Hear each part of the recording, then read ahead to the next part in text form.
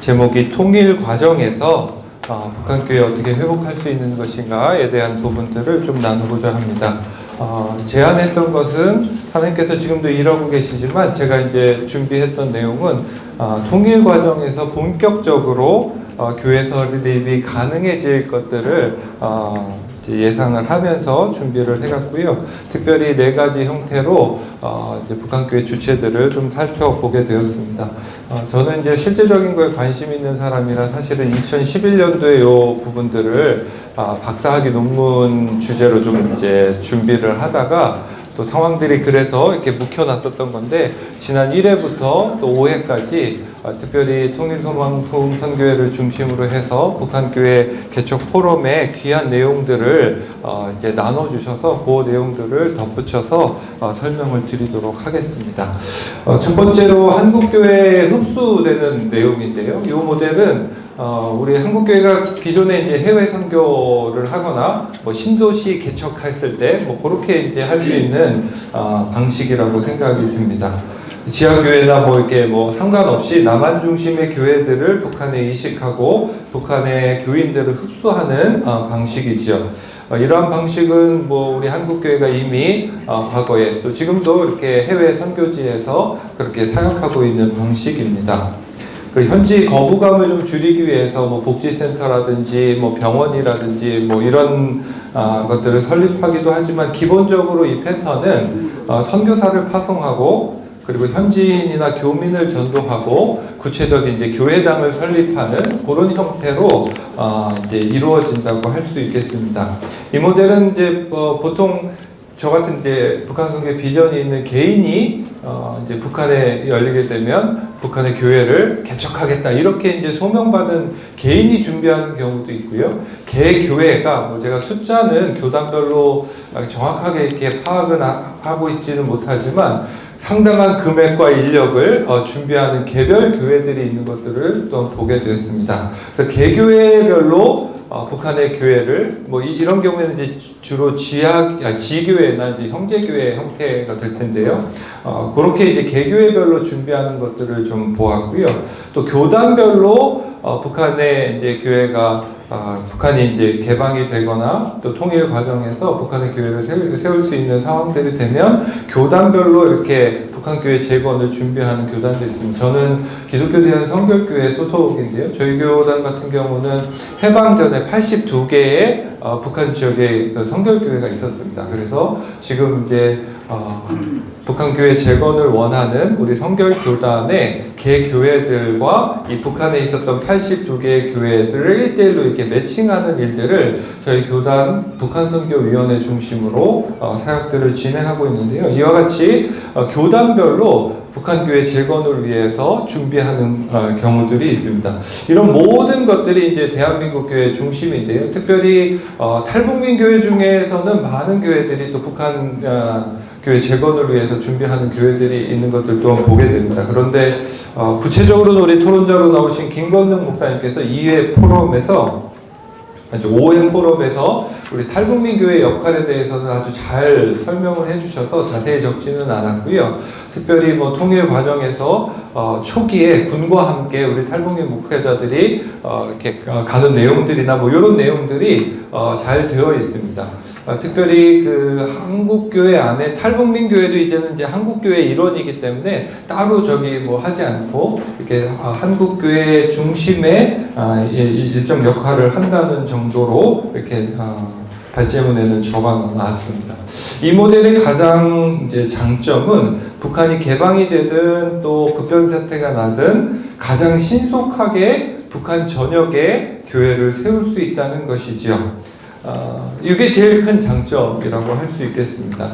사실은 지금 한국교회가 쇠퇴하고 있는 상황에서 지방에 있는 교회들은 부교육자들을 모시기가 참 어려운 상황이라고 합니다. 그런데 그럼에도 불구하고 여전히 한국교회 안에 담임교육자로 가는 것은 아주 힘든 현실입니다. 저도 이제 저희 동기들이 막 담임교육자로 가야 될 나이가 되고 있는데요. 많은 분들이 부교육자 끝에서 수석 부목사에서 담임 목사로 가야 되는데 지금 못 가고 있습니다. 임지가 없기 때문에 그렇죠. 이런 경우에 만약에 북한이 열리게 되면 담임교역자를 꿈꾸는 많은 남한교회 교역자들이 예전에 서부시대처럼 가자 서부로, 가자 북으로 해갖고 한국교회 담임교역자들이 힘든데 북한에는 내가 가면 되지 않겠냐, 아니면 개별 교회들이 한국교회가 뜨거운 마음이 있어서 교회를 개척하거나 설립하는 거에 대해서는 가장 사역의 1순위를 두고 있습니다. 아직도. 그렇기 때문에 우리 교회에서 북한에 우리 교회를 세운다, 이런 명분이 있기 때문에 우리 교회에 계신 우리 부교역자들 중에 누구 한 분을 북한의 뭐 평양 지역에, 원산 지역에, 신의주에 뭐 이렇게 보내서 교회를 세운다고 하면 뭐 충분히 가능한 일이라고 생각하고, 기회를 얻지 못한 많은 남한의 사역자들이 기회를 찾아 북으로 담임교역자가 되기 위해서 이렇게 개척해서 가는 형태로 또 생각을 해볼 수 있겠습니다. 가장 신속하게 북한 전역에 교회를 세울 수 있다는 장점이 있음에도 불구하고 저희 과거 선교지에서 나타났던 여러 가지 문제들이 있습니다. 무분별한 접근과 공격적 선교, 이것은 현지 사람들에게 기독교에 대한 이제 반감을 일으키는 일들이 있었는데요. 제가 말씀드리는 것은 우리가 남한교회의 이 흡수 모델은 가장 신속하고 빠르게 북한교회 재건할 수 있는 효율적이지만 이제 선교지에서 나타난 여러 가지 문제들, 뭐 돈 선교라든지 이제 뭐 그런 것들, 공격적인 이제 제국주의적 선교의 문제들이, 이런 문제들이 북한 지역에도 있을 수 있다. 그래서 우리가 뭔가 점령군처럼, 그리고 지난 20여 년 동안 우리 탈북민 이제 사역에서도 이제 나타나고 있는 여러 가지 시행착오들과 또 문제들이 고스란히 북한 교회 재건 과정에서도 나타날 수 있다. 교파 간의 경쟁과 물질 공세는 이제 북한, 특별히 이제 성도들에게 기독교에 대한 반감이라든지 또 이렇게 거부감을 줄 수 있다는 그것들을 기억하고, 우리가 이제 예수 그리스도의 섬김의 마음으로 어떻게 북한 분들의 마음을 살 것인가, 정말 우리를 위해서 희생하신 그리스도 예수의 마음으로 이렇게 해야 되겠다는 그런 제안들을 좀 드리도록 하겠습니다. 북한교회 재건 모델은요, 한기총에서 97년대 북한교회 재건 백서라는 것을 만듭니다. 한참 북한에 이제 고난의 행군이 생겨나고 또 김일성이 이제 죽고 나서 이제 북한의 변화들을 기대하는 마음으로 한기총을 중심으로 이제 모이게 되었고, 북한교회 특별히 해방전에 있었던 이제 3,000교회를 재건하고 이후에 15,000교회를 거점별로 이렇게 회복하는 것을 목적으로 해서 이제 특별히 이제 세 가지의 주요 원칙들을 기초로 해서 북한교회를 재건하자고 이야기했는데요. 특별히 단일교단으로 가고, 이제 북한의 이제 단일교단 모델로 북한 교회를 재건하자. 두 번째는 이제 통로를 이제 단일화하자. 앞서 말씀드린 여러 단체들이 하다 보니까 이게 이제 경쟁도 있고 또 이제 중복 지원의 문제도 대북 지원 과정에서 있었기 때문에 이제 통로를 하나로 하자. 그리고 이제 북한 교회가 자립할 수 있도록 하자. 이렇게 크게 세 가지 원칙에 이제 교단장들이 합의하고, 그런 원칙 안에 해방전에 있었던 북한 교회를 재건하자는 모델입니다. 그런데 이제 그 북한 측의 교회를 인정하고 또 북한 교회가 이제 잘 자립할 수 있도록 그렇게 원칙을 세웠음에도 불구하고, 이 북한 교회 재건 모델을 작성하고 연구하고 발표할 때 북한하고 협의한 게 하나도 없어요. 그냥 남쪽 교회 한기총의 교단장들을 중심으로 해서 만든 내용이에요. 그래서 북한 교회 자립을 이야기하지만 사실은 북한 교회와 협의하지 않은 내용이고, 우리가 생각했을 때 이렇게 하면 좋겠다라는 게 사실은 북한 교회 재건의 한계입니다. 그럼에도 불구하고 1997년 이후에 한국교회 이만큼 다양한 교단에서 이 정도로 합의한 모델이 없습니다. 그렇기 때문에 이 한기총의 북한교회 재건 백서 중심으로 한 재건 모델은 중요한 의미가 있다고 생각하고요.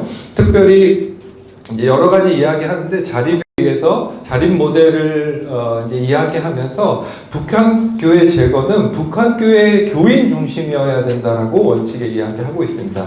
그런데 이제 당시에 이제 한기총의 통일선교대학을 비롯해서 남한교회에서 북한교회 이제 개척하면 우리 한추경 교수님도 말씀하셨는데 외국인도 있고 또 남한 사역자들도 이제 양육하는 일들을 하고 계시잖아요. 지금 뭐 저희 교단에서도 훈련들을 하고 있는데요. 그런 분들이 정말 북한 교회에 갔을 때 순순히 북한에 있는 북한 교인들에게 아니면 이제 목회자 후보생들에게 담임 목사직을 내어줄 수 있을 것인가? 정말 북한 교회가 교인들이 자립할 수 있도록 한국 교회가 돕는 역할로 끝낼 수 있을 것인가? 이 부분에 대해서는 좀 논란의 여지가 있고 또 약간은 이제 회의가 있는 것이 사실입니다. 순순히 남한 분들이 그렇게 할 것인가에 대한 이제 고민이 있는데요. 그리고 이제 이 재건백서에 보면 NCK라고 하는데 한국교회협의회 에큐메니컬 진영, 진보 진영 같은 경우 참여를 하지 않았습니다. 그래서 한기총에서 임의로 뭐 이렇게 배정을 이제 해놨죠. 뭐죠? 저기 우리 특별히 NCK에 소속한 교단들이나 뭐 성공회 같은 구세군 같은 데는 임의로 그냥 배정을 한기총이 중심에서 했습니다. 그래서 특별히 그 교회 연합기관이 우리 보수나 교계에 지금 연합기관이 뭐 여러 개로 이제 나눠 있어서 사실은 또 어려운 부분들이기도 한데요. 어쨌든 그 진보 진영과 보수 진영이 또 이렇게 북한 교회 재건 과정 가운데 주도권 싸움들이나 또 그런 경쟁이 있지 않을까 뭐 그런 생각들이 있습니다. 이후에 2021년에 이철신 목사님께서 북한 교회 회복에 대한 제안을 이 북한 교회 개척 포럼을 통해서 말씀해 주시기도 했는데요. 특별히 제안하는 것은 우리 2027년이 되면 이 북한 교회 재건 백서가 나온 지 30년이 되는 해입니다. 그래서 북사목이라든지 실제 사역하는 통일소망 선교회라든지 뭐 여러 연합기관들 있잖아요. 북기총이라든지 또 한통협이라든지 선통협이라든지 여러 기관들이 아니면 한교총이라든지 뭐 여러 이제 북한 선교 사역기관들이 이렇게 30년을 맞아 부족한 부분들을 보완하고 또 한국교회, 북한교회 재건의 모델들을 바람직한 그 청사진을 제시할 수 있으면 좋겠다. 이 포럼을 빌어 제안하는 바입니다. 3번은 이제 북한의 이제 공인교회 중심인데요. 특별히 이제 조그련 그리고 봉수교회, 칠골교회, 520여 개 가정교회 중심으로 이렇게 북한교회 재건하는 모델을 좀 생각해 보았습니다. 평양신학원이 저기 있긴 한데 한 100여 명 정도 교역자가 있어요. 그래서 북한교회 뭐 3,000교회, 15,000교회 더 많은 교회가 필요할 수 있는데 북한교회 공인된 교역자로서 이게 커버가 될 것인가에 대한 의문이 있고요. 특별히 북한 공인교회가 제대로 된 교회인가에 대한 논란이 있습니다. 특별히 우리 기준으로 봐서는 사실은 교회라고 하기보다는 북한이 이제 선전용으로 만든 교회인 것이 사실 현실적인 사실입니다. 특별히 북한의 공인된 교회가 선전용 교회가 맞고 동원된 사람들이 많지만 하나님이 그 안에서 역사하시고 실질적인 교회로서의 역할을 할 수 있도록 우리가 중보해야 될 필요는 있겠다 이런 생각들을 했습니다.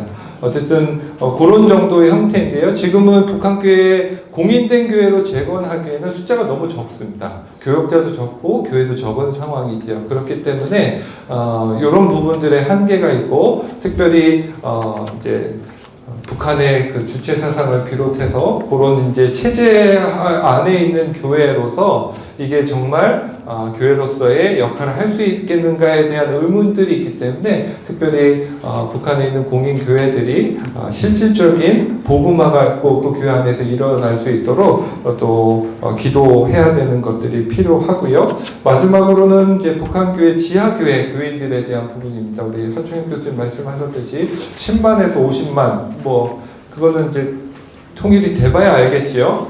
이제 숫자들은 이제 정확하지 않지만 우리 북한교회 지하교회 성도들을 중심으로 이렇게 북한교회 재건을 해야 된다. 요거는 이제 한기총도 동의하는 이제 북한교회 재건 백서에도 이제 나와 있는 내용인데요. 특별히 이분들은 이제 두 가지로 나눠야 되는데 그루터기 신자들하고 이제 특별히 고난의 행군 이후에 탈북하셨다가 다시 북한에 들어간 분들, 제가 편의상 예전부터 해방 전부터 계시다가 월남하지 못하고 계셨던 분들을 그루터기 신자들, 그리고 고난의 행군 이후에 중국이나 제3국에서 복음 듣고 다시 이제 북한 쪽으로 들어가신 분들, 그런 성도들을 지하교회 이렇게 분류해서 말씀드리고, 오늘 이 북한 지하교회 육성은 뭉뚱그려서 이제 설명을 드렸는데요. 사실 이제 그루터기 신자들은 해방 이후에 70년 동안 교류가 없었잖아요. 특별히 90년대 중후반 중국으로 왔다 갔다 교류가 생기기 전까지는 이분들이 개인적으로 신앙하거나 예전에 예배드렸던 기억이나 성경의 말씀 들었던 거나 찬송 불렀던 것들을 기억에 의존해서 신앙생활을 했었던 겁니다. 공적인 예배에 참여할 수 없고 뭐 봉수교회나 칠교회 아무나 갈 수 있는 데가 아니잖아요. 그런 이제 제한된 상황이기 때문에 그 예전에 들었던 그 기억으로 몇십 년을 간 거예요. 그 자손에게 갔다고 하면 더 사실은 저도 작년 이맘때쯤 뭐 했는지 사실 기억이 잘 안 나는데요. 몇십 년 동안 외부의 신학교육이나 또 목사님의 양육이나 말씀이나 이런 거 없이 예배생활 공동체 없이 수십 년을 그렇게 지냈기 때문에 사실은 우리 기준으로 볼 때는 이거는 우리 탈북민 그죠? 우리 사역자가 말씀해 주신 거예요. 우리 기준으로 볼 때 이분들이 신앙인이 맞느냐, 이거는 좀 또 여러 가지 이제 논란의 될 수 있다. 그렇지만 그래도 어려움과 핍박 속에서도 신앙을 지켜가고 있는 이분들을 잘 양육해서 또 하나님의 사람으로 또 교회의 헌신자로 세우는 것은 사실은 남한 교회의 특별히 역할이라고 생각합니다. 그래서 어쨌든 이분들의 신앙의 제한과 한계 속에 한계가 있지만 이분들이 핍박과 고난 가운데서도 믿음을 지킨 것들을 우리가 교훈 삼아서 이분들과 함께 북한교회 재건을 하는 데 있어서 이분들이 중요한 역할들을 하게 될 것에 대한 이제 기대하는 마음들이 있고요. 이분들을 차세대 북한교회 지도자로 잘 양육하는 것이 한국교회의 몫이라고 생각이 듭니다. 그렇죠. 이제 나가면서 이제 한마디 드리겠는데, 그러면 어떻게 될 거냐? 제가 사실은 이제 여러 주체들을 우리 한충혁 교수님께서 이후에 포럼에서 더 자세하게 말씀해 주셨어요. 그래서 탈북민 교회 역할이라든지 또 이제 선교 단체라든지 또 해외 교회나 외국인들 있지 않습니까? 그리고 우리 한인 디아스포라 교회들의 역할들을 이제 다양한 주체들을 이제 구분해서 설명해 주셨는데 제가 이제 시간 관계상 또 지명 관계상 이제 다 실지는 못했고요. 아마도 북한이 지금 내일 당장 열린다, 지금 열린다 그러면 저같이 뜨거운 마음 있는 사람 개인으로 가서도 할 거고 또 개교회에서도 할 거고 교단에서도 할 거고 또 해외 교회분들 중에 또 선교사분들도 가서 할 거고 또 선교 단체에서도 할 거고 뭐 이런 과정들이 그 약간 혼란한 시간들을 일정 시간 보내지 않을까 이런 생각들 하고 있습니다. 예를 들면 평양 대붕이 있었던 장대현 교회 있잖아요. 제일 유명한 교회죠. 그럼 누가 여기를 재건할 건가? 예를 들면 어떻게 생각하세요? 저요. 네, 이렇게 개인으로 하시겠다는 분이 있죠. 누가 말리겠어요? 못 말리지요? 부산에 장대현 교회 있습니다. 제가 이제 우리 고신 측 우리 배민수 목사님 잠깐 물어봤는데 교회 자체는 교단이 없대요. 그런데 그 개척하신 설립자는 임창호 목사님 고신 측 목사님이거든요. 그 고신 측 교역자가 하는 교회가 장대현 교회라는 이름이 있어요. 그 교회 분들은 자기가 북한 가면 내가 교회 이름 장대현이니까 장대현 가서 쓰고 싶어 할 거 아니에요. 그렇겠지요? 네. 아닌가요? 네, 그 교회는 그렇게 할 거예요. 우리가 권리 있지 않느냐. 그렇게 얘기하겠죠. 남한에서부터 우리 장대현 교회였다. 근데 통합 측에서는 그 마포사멸 그죠? 마포사멸 선교사님의 우리가 후예고 우리 적인데 우리 통합 측에서 장대현 교회 해야 되는 거 아니냐. 그렇게 주장할 거 아니에요. 우리가 권리 있다고 이야기할 거예요. 그러면 그 같은 통합 측 내에서도 누구 교회, 어떤 교회가 할 거냐, 온누리가 할 거냐, 뭐 소망이 할 거냐, 어느 교회가 할 거예요. 그거에 대해서도 사실은 예를 그냥 드는 겁니다. 당장 내일 북한의 교회가 세워질 수 있는 환경이 되면 장대현 교회 하나만 해도 여러 사람들이 여기 누가 내가 하신 분도 그죠? 포함해서 장대현 교회만 해도 평양에 수십 개가 생길 수 있어요. 이거 어떻게 할 거냐는 것이죠. 합동은 뭐 가만히 있네. 지금 이천에 장대현 교회 그 모델을 이천 기독교 역사 박물관에 해놨대요. 그죠? 합동 측으로. 그럼 합동 측도 우리 장자교단인데 장대현 교회 우리가 해야 모델 가서 이렇게 되면 어려워진다는 것이죠. 네. 그래서 사실은 결론으로 시간이 이제 다 돼서 말씀드리면 북한교회 재건배역서 우리 한국교회가 그래도 연합해서 합의한 내용들입니다. 이것을 기초로 해서 30년을 맞는 2027년에 여러 이제 북한 선교 단체들이나 연합체들이 이제 모이셔서 특별히 이렇게 혼란한 이런 상황들이 발생하지 않도록 통일 과정에서 바람직한 북한교회 재건에 대한 청사진을 좀 연구도 해주시고 또 이렇게 바람직한 그 모델들을 좀 한국교회에 제안해 주셨으면 좋겠다. 그런 제안으로 발제를 마치도록 하겠습니다. 네, 감사합니다. 네, 감사합니다. 우리 구윤혜 목사님께서 또 현장 사역자의 그 간절함 그리고 또 학자적인 어떤 냉철함으로 그 발제를 잘 해주셨다고 저는 생각을 합니다. 특별히 통일 과정에서 북한교회 회복 방안이라고 하는 것은 사실은 우리에게는 너무 뜨거운 이야기죠. 사실 당장 진행되는 것 같고 진행돼야 할 것 같고 그런데 저 문을 열고 나가면 그게 뭐냐고 하죠. 사실은 얼마 전에 그 어느 청년 집회에 갔더니 청년이 저는 통일에 대해서 좀 이렇게 비전에 대해서 그 통일되면 아름다움에 대해서 뭐 이런 걸 설명했는데 저한테 따라와서 통일 안 됐으면 좋겠다 그 이야기를 하더라고요. 너무 당돌하더라고요. 그래서 왜 안 됐으면 좋겠냐 했더니 너무 수구적인 개념이다. 이 과거에 너무 오래전에 됐던 함께 살았던 이야기가 왜 우리 오늘 이어가야 하고 그것을 왜 우리가 책임져야 되느냐라는 그런 이야기를 했습니다. 오늘 우리 그 발제자께서 그런 발제 가운데 그런 말씀하셨어요. 교회 회복을 위한 당위적 감상적인 조건에서 이제 벗어나자라고 하는. 우리는 당위적인데 우리는 돼야 된다고 생각을 하는데 지금은 현실은 그렇지 않다라고 하는 거죠. 그래서 앞으로는 더 구체적으로 좀 준비해야 된다라고 하는 부분인데 그래서 저는 통일이라고 하는 것은 과거에 북한에서 일어나는 어떤 사건이 아니라 또는 과거에 우리가 함께 살았던 어떤 기억이 아니라 오늘을 우리 어떻게 살아야 된다라고 하는 태도와 비전의 문제가 아니냐 그리고 오늘부터 우리가 뭔가를 해야 되지 않느냐라고 하는 데 있어서 오늘 이 발제해 주신 목사님께 특별히 더 감사합니다. 우리 통계도 있죠. 사실은 점점점 통일에 대해서 관심 없고 또 안 됐으면 좋겠다라는 그 비율이 더 늘어나요. 됐으면 좋겠다라고 하는 것도 뒤에 큰 부담만 없으면이라는 전제 조건이 있어요. 그래서 결국에는 통일 안 됐으면 좋겠다는 것이 더 많죠. 그런데 통일을 해야 되고 회복해야 된다라고 하는 우리는 그러면 과거에 뭐 앞으로 뭘 할 거가 아니라 그러면 지금 뭘 할 건가라고 하는 것을 우리 좀 생각해야 되지 않을까라고 하는 부분입니다. 그래서 그게 네 가지로 정리를 해주셨는데 저는 첫 번째에서 가장 와닿았던 그 문구가 있어요. 우리는 점령군이 아니다. 과거에 러시아나 소련, 소련 해체됐을 때 그때와 또 중국 개혁 개방했을 때 수많은 교회들이 들어가서 사실은 교회를 세웠죠. 교회를 세웠는데 뭐 복음이 희생과 고난을 통한 자유와 해방의 메시지가 아니라 오로지 물질적이고 세속적인 축복을 약속하는 성공의 신학으로 이해됐다라고 하는 부분이 너무 아팠어요. 그리고 저도 이걸 깊이 새겨야 되겠다라는 그런 생각을 했습니다. 물론 통일이 되면 가장 가능성이 있겠죠.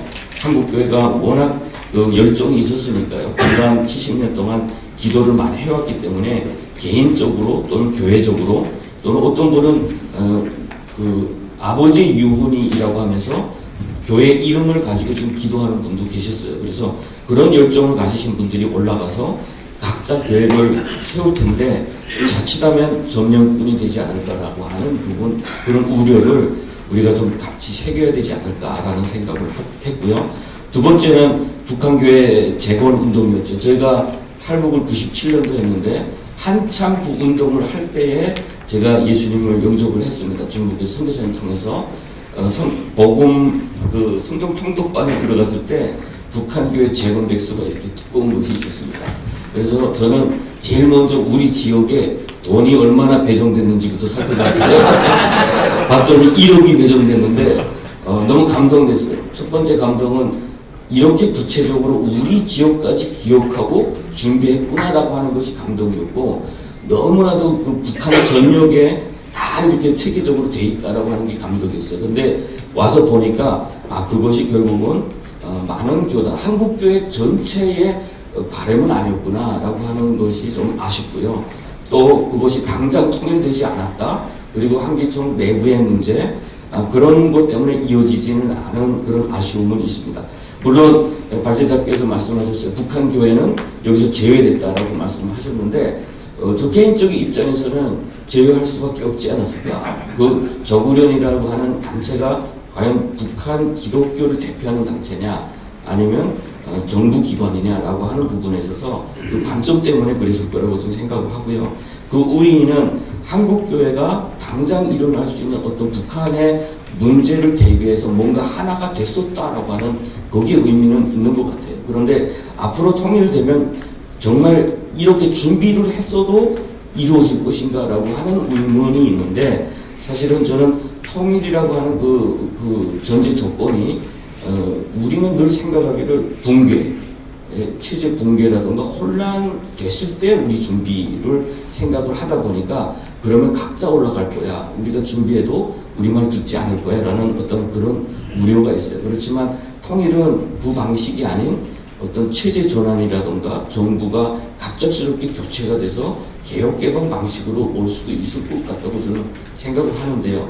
그렇게 될 경우 이렇게 준비한 기관을 통해서 북한은 교회를 받아들이기를 원하지 않을까라는 생각을 해요. 그래서 저는 앞으로 과연 그 가능성은 없다라는 생각보다 가능성이 있다라는 생각을 가지고 앞으로도 좀 이런 연합사역 함께 그 분담하고 또 연합하는 그것이 좀 중요하다는 생각을 좀 해보게 되었습니다. 그리고 세 번째는 저구련의 그 문제예요. 그래서 그들과 연합해서 할 수도 있다, 가능성이 있다라고 하는 그런 주장들이 있죠, 사실은. 그런데 500여 개의 교회가 있다라고 하는 거예요. 북한의 봉수교회, 칠골교회 외에 집안에서 드리는 그 일반 가정에서 드리는 500여 개의 교회가 있다라고 하는데요. 지금 지하교회에 대한 어떤 증언과 북한 내부에서 증언했던 사실과 탈북민들의 증언과 여러 가지 그 강제 북송됐던 사람들이 증언을 통해서 지하교회는 증명이 됐어요. 그런데 북한 사회에 500여 개의 정부가 승인하는 교회가 있었다라고 하는 것은 어떤 그 자료나 탈북민의 증언을 통해서도 증명될 수 없어요. 이거는 사실이 아니라는 소리, 어떻게 보면 저는 그렇게 생각을 하거든요. 그래서 저는 앞으로 이 조구련을 통한 어떤 가능성이 있느냐라고 하는 질문을 일단 해보고요. 앞으로 이런 부분에서 토론을 좀 구체화했으면 좋겠다. 그리고 저는 북한보다는 훨씬 종교적 자유가 있다고 볼 수 있겠죠. 그 1980년대에 중국에는 기독교 협의회가 생겼어요. 조구련과 같은 기관이 생겼는데 거기서 출판이나 여러 가지 업무를 진행을 합니다. 그런데 그들이 출판은 애국, 애민 이런 식으로 중국 공산당의 정서가 담긴 기독교 도서들이기 때문에 중국 교회도 그걸 거부하는 어떤 상황이에요. 그래서 앞으로 저구련을 통한 북한 교회 재건이 가능할까라고 하는 의심이 일단은 좀 듭니다. 그리고 마지막으로 지하교회 육성에 관한 문제인데, 저는 우리 발제자의 그 우려나 여러 가지 문제 제기가 옳다고 저는 생각을 해요. 신학이 단절, 그리고 신앙이 계승이 잘 안 됐기 때문에 지금 그들이 가지고 있는 신앙이 자칫 샤머니즘적인 어떤 그런 신앙으로 변질됐을 가능성이 있다. 그래서 저는 한국교회가 일꾼들을 키워서 그들과 함께 교회를 세워야 된다라고 하는 주장이 또 설득력이 있다고 저는 생각을 합니다. 그래서 마무리는 제가 여기서 죄송한데 여기 있어요. 오타가 북한 선교에서 중북 남방이 아니고 중부 남방이고요. 각계 전투식. 그래서 북한에 올라가서 혼란한 상황을 맞게 될 상황을 좀 염려했는데, 사실 그게 지금 현재 우리 한국교회 상황이기도 한다고 저는 생각을 합니다. 그래서 앞으로 한국교회에서 북한교회 회복을 위한 협의체, 컨트롤 타워를 말씀을 하셨는데, 앞으로 이러한 청사진이 마련되어야 되지 않을까라는 생각을 했고요. 그래서 저는 이번 발제를 좀 이렇게 좀 체계적으로 좀 잘 준비해 주셔서 이것을 토론을 준비하면서 저 개인적으로도 정말 큰 도움이 되었습니다. 그래서 제가 뭐 토론으로 이렇게 문제 제기를 하는 것은 첫 번째는 저구련의 문제고 두 번째는 컨트롤 타워라고 하는 어떤 그런 모델이라든가 우리 발전소가 바라보는 어떤 그 비전이나 그런 것이 있는지 그런 질문을 해봅니다. 감사합니다. 예, 토론문을 함께 봐주시기 바랍니다. 오늘 발제를 담당하신 우리 구현희 목사님은 북사목 사무총장님을 역임하시고 통일목회 현장에서 4년간 섬겨오신 통일목회 현장 사역자이시며 또 통일학으로 박사과정까지 마치신 학자로서 훌륭한 균형 감각을 지니신 그런 분이십니다. 먼저 통일 과정에서의 북한교회 회복 방안에 귀한 논문을 발제해 주셔서 또 이 통일사역에 관심 있는 많은 분들에게 또 저에게도 많은 배움의 기회를 주시며 감사를 드립니다.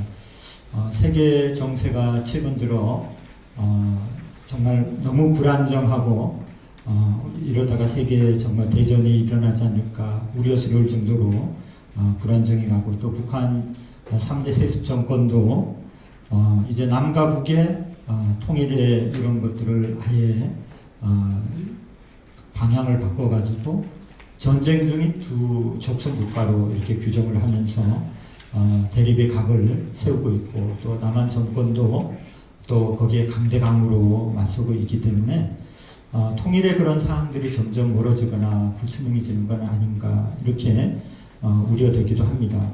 그러나 역사의 주관자 되신 하나님께서 인류의 구원과 이스라엘의 구원의 계획을 이루어 오셨습니다. 또 동방의 예루살렘이라고 불려왔던 평양과 북한 땅을 공산화를 시키면서 오히려 수많은 이 남한에 내려왔던 실향민 목회자들과 성도들에 의해서 아까 발제에서도 나왔지만은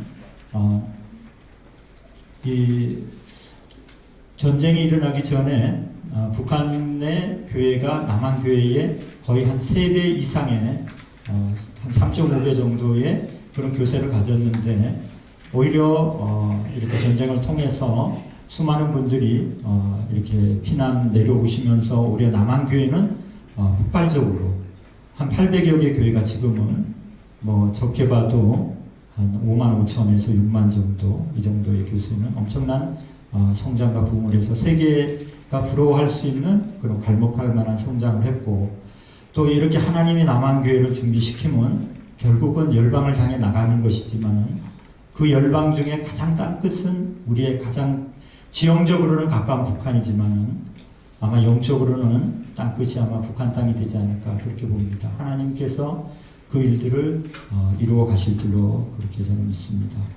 오늘 발제 내용의 요약은 여러분들 한번 보시면은 다 이해하실 걸로 보여집니다. 그래서 저는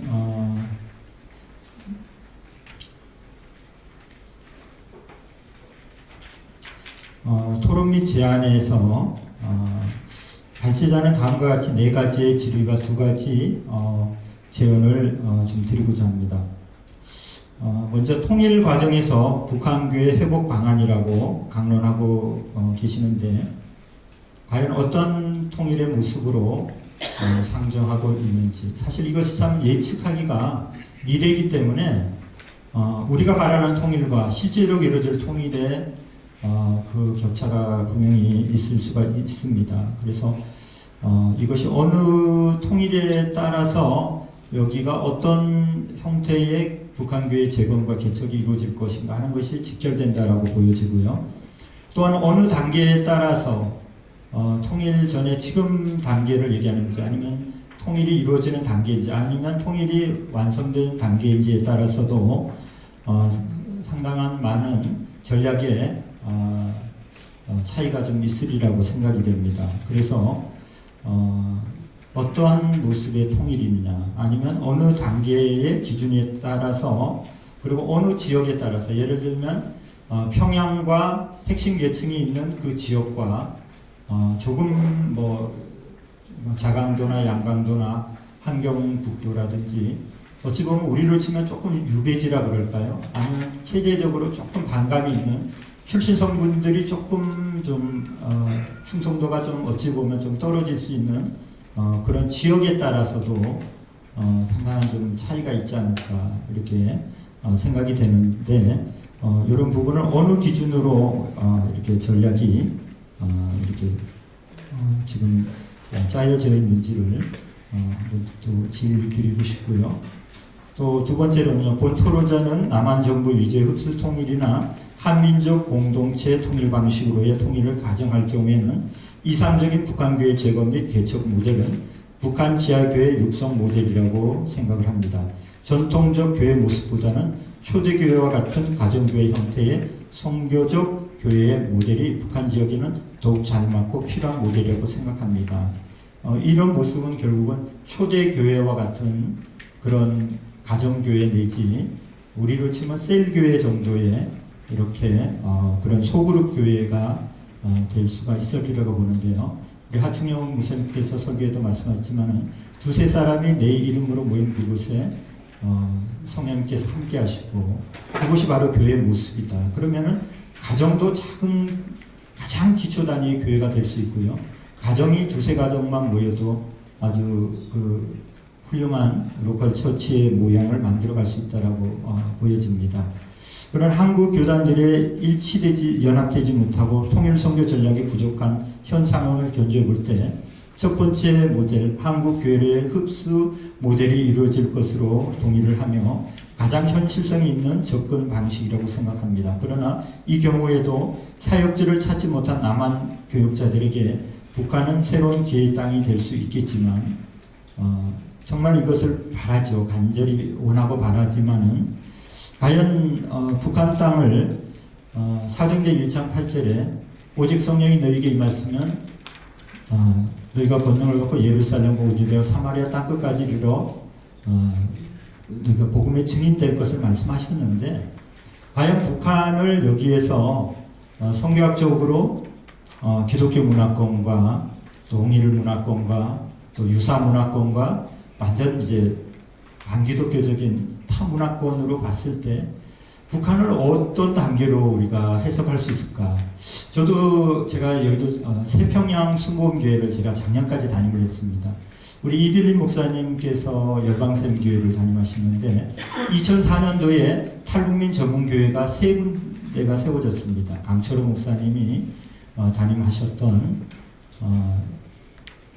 세터교회하고 열방샘교회하고 세평양 순복음교회가 그래서 9월 달에 두 교회가 1호로 세워진 교회가 이제 열방샘교회와 우리 세평양교회인데 제가 거기서 사역을 하다가 작년에 서울 신강교회에 이제 청빙을 받고 지금 사역한 지가 지금 한 6개월 정도밖에 아직 되지 않습니다. 그런데 과연 제가 여의도 순복음교회에서 선교국의 선교훈련 소장으로서 다년간을 사역하면서 선교사로 훈련해서 타문화권으로 또 회교권으로 세계 열방으로 선교사를 파송하고 단기 선교사들을 데리고 저도 열방을 누비면서 많은 사역을 했고요.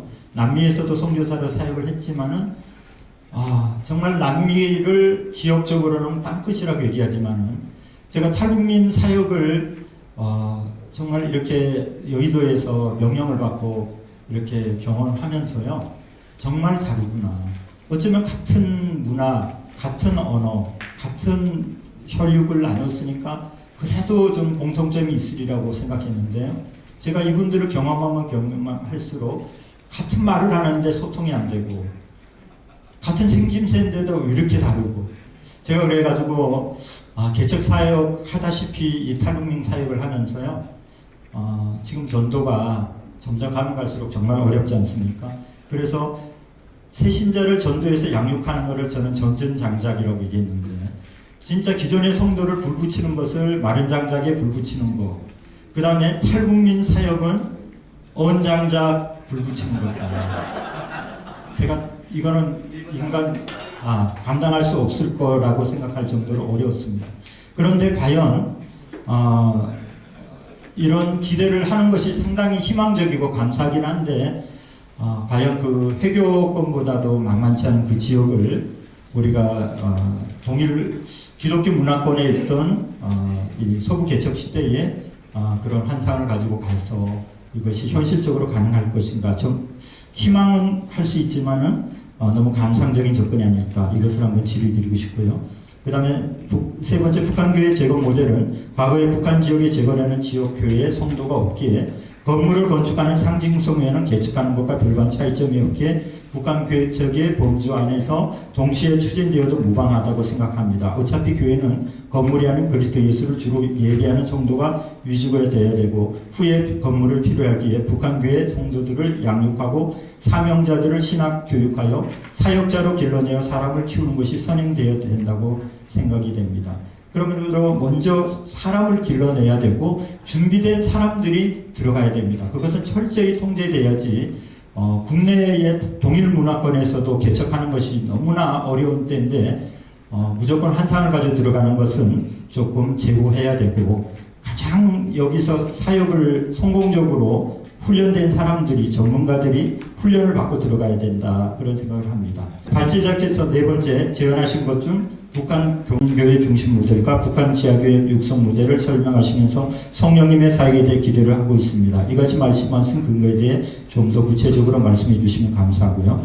제언을 드립니다. 아울러 통일소망선교회 북한교회 개척교와 같은 전문 훈련 과정이 각 교단 안에 개설되어 전문적인 준비 과정이 필요하며 한국교회 통일선교교단협의회 한통협을 중심으로 하는 각 교단 통일선교위원들을 중심으로 하는 실무자들의 협력과 북한교회 개척 전략이 필요하다고 제언을 드립니다. 두 번째, 한국 컴패션과 같은 선교적 NGO와의 연합사역을 통한 북한 어린이센터를 통한 교회 개척 방법도 북한교회 개척의 전략적 방법으로 연구하는 것 역시 제언을 드립니다. 감사합니다. 감사합니다. 그런 것 부탁드리겠습니다. 우리 한 분씩의 질의가 받기 전에 우선 발제자 우리 부목사님께서 두 분의 토론자들께서 제언해 주시고 또 질의해 주신 부분에 대해서 먼저 말씀 짧게 해 주시고 우리 두 분 정도 질의가 받은 이후에 두 번째 발전 넘어가도록 하겠습니다. 네, 우리 김건동 목사님 말씀해 주신 것 중에 그 조국련의 실질적인 변화를 기대하는 것, 어떤 교류와 협력이 가능하다 말씀드렸는데, 그거는 뭐 앞서 말씀드린 이거 녹화 안 되지요? 네, 그 예지 사역하시는 분들, 그런 이야기들. 그래서 동원된 것이 맞고 또 선전을 위한 것도 많고 지금은 여러 가지 제한과 환경 때문에 실질적인 우리가 기대할 만큼의 교회 역할을 하고 있지는 못하는 것이 사실이지만 성령께서 동원된 사람들이든 또 동원된 목회자이든 그 선전을 위해서 세운 교회이든 하나님께서 그 가운데 역사하시고 또 일하시고 또 초월적이고 강권적인 방법으로 또 일하시는 것까지 하나님의 사역까지 우리가 제한해서는 안 되겠다. 그런 마음으로 성령님의 사역, 이거 우리가 할 수 있는 사역의 한계를 넘은 거라서 하나님의 도우심이 필요한 영역이지 않을까 해서 그렇게 적었고요. 한기총이 이제 사실 과거 같지가 않죠. 그래서 한교총도 있고 연합기관들이 여러 가지가 있는데 저는 그것들을 어떻게 이제 말씀드리는 제언할 뿐이지 제가 거기서 뭐 역할을 하거나 그럴 만한 이제 역량이나 또 자격을 갖추고 있지 않아서 특별히 여기 계신 귀한 분들께서 이렇게 한국교회에 제언하는 요 내용들을 잘 받아주셔서 한교총이라든지 또 아니면 북사목이라든지 북기총이라든지 한통협이라든지 선통협이라든지 그리고 우리 숭실대 기독교 지도자 훈련센터라든지 여러 이제 그 기관들이 있으니까 또 우리 통일소망선교 같은 실제 사역하는 기관과 이렇게 이제 연합해서 그런 일들을 좀 힘을 모아서 이렇게 좀 해주셨으면 하는 제안을 드리고요. 저 개인적으로는 그것을 감당할 만한 자격이나 능력이 부족해서 이 부분들에서는 그렇게 제안 드리는 것으로 마무리하겠습니다.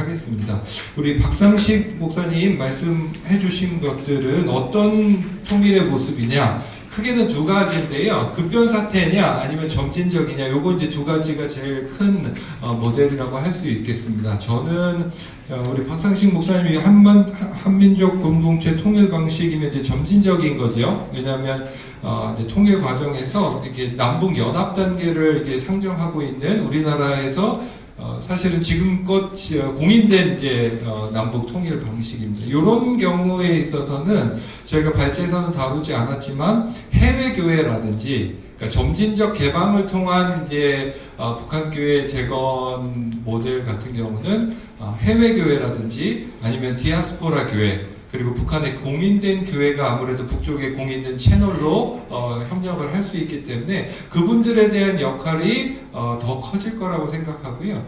사실은 남한교회는 그냥 북한교회 재건에 있어서는 가장 중요한 역할을 하는 상소로 보시기는 해야 될 거라고 생각이 듭니다. 그러니까 다양한 주체들 중에 점진적일 경우에는 앞서 말씀드린 그런 분들이 더 역할들을 할 거고 급변 사태가 나면 구체적인 준비를 하고 있는 뭐 모퉁이 돌 선교회라든지 각 교단의 그런 훈련 과정들이라든지 그런 부분들이 훨씬 더 신속하게 갈 수 있는 부분들이 있어서 남한교회 특별히 선교단체 중심의 역할이 더 커지지 않을까 그 모델별로는 그렇게 설명을 드리겠고요. 그 다음에 세 번째로서는 네비우스 선교전체처럼 이렇게 바로 가서 해주지 말고 이렇게 양육하고 그래서 사실은 저도 2007년에 교류가 한참 많이 되고 그래서 북한에 저도 2번인가 왔다 갔다 하면서 이제 곧 되겠구나 이런 마음도 있어서 북한의 사역자들을 양육하는 것은 한 세대 정도는 남한 사역자들의 역할이지 않을까 싶어서 그때 박사과정을 들어갔습니다. 그래서 2010년에 수료했는데 보수 정권이 되면서 북한에 바로 못 가는 상황이 돼갖고 수료만 하고 아직 그 상태로 있습니다. 북한 교회가 이제 재건이 될 수 있는 갈 수 있는 상황들이 되면 다시 하려고 생각하고 있어요. 근데 어쨌든 뭐 그런 상황인데요. 우리 그 박상식 목사님 제안해 주신 것이 사실 제일 이상적인 모습입니다. 그런데 현실적으로는 우리 한민족이 그 특유의 정서가 있잖아요. 빨리빨리. 그죠? 열리면 빨리 가서 해야 되지 않습니까? 그 열정이 있기 때문에 사실은 교회를 먼저 세우는 과정보다 사람을 양육하는 과정이 뭐 선행되긴 어렵다고 생각이 들고 교회를 개척하면서 사람도 양육하고 뭐 신학교도 세우고 이게 막 같이 갈 거라고 생각합니다. 이상적이긴 한데 현실로서는 그런 단계를 거치기는 좀 어려울 것 같다. 그리고 또 한 가지는 러시아나 또 동구권을 보면 우리는 이제 통일이 되면 다 북한이 금방 복음화될 거라고 생각이 드는데 과거의 예를 들어보면 급격히 세속화가 되지 기독교 인구가 확 늘질 않고 그 세속화가 돼서 돈이 우상이 되는 만문주의가 훨씬 더 사람들에게 큰 영향을 주는 것들을 보았습니다. 그렇기 때문에 기회 시간이 길지 않고 그 기회 시간에 우리가 북한 주민들이 그 사회주의와 공산주의 또 북한의 그 김일성, 김정일, 김정은에 대한 그 우상, 그 믿고 있었던 것들이 이게 허구구나 이런 거를 깨달았을 때 그리고 허무해졌을 때 그때가 기회거든요. 다른 것을 채우기 전에 복음으로 그분들에게 기회가 있을 때 해야 되고 그렇지 않으면 세상적인 물질 문화가 훨씬 더 세상 문화가 그들의 마음들을 사로잡을 거라 생각합니다. 그래서 그런 기회의 시간들이 필요하다 말씀드렸고요. 마지막 네 번째 성령님의 사역은 아까 말씀드린 내지 사역 뭐 제한된 부분들이지만 그렇게 설명하는 것으로 마무리하겠습니다.